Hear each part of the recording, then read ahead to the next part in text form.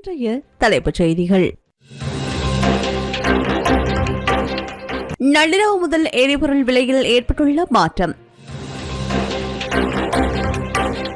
குறைவடைய போகும் தேங்காய் விலை மக்களுக்கு மகிழ்ச்சி தகவல்.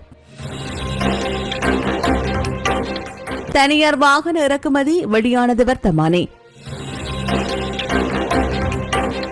குற்றங்கள் தொடர்பில் தகவல் வழங்க விசேட தொலைபேசி இலக்கம் அறிமுகம். அக்டோபரில் இலங்கையில் மாபெரும் பண்டிகை, யாழில் வைத்து ஜனாதிபதி கூறிய மகிழ்ச்சி அறிவிப்பு.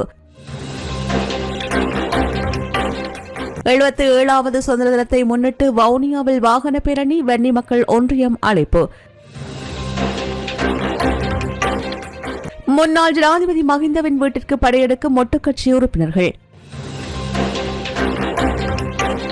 கிழக்கில் முன்னாள் ஆளுநரின் ஆட்சிக் காலத்தில் ஏற்பட்ட ஊழல் குற்றச்சாட்டுகளை விசாரிக்க 3 பேர் கொண்ட குழு நியமனம்.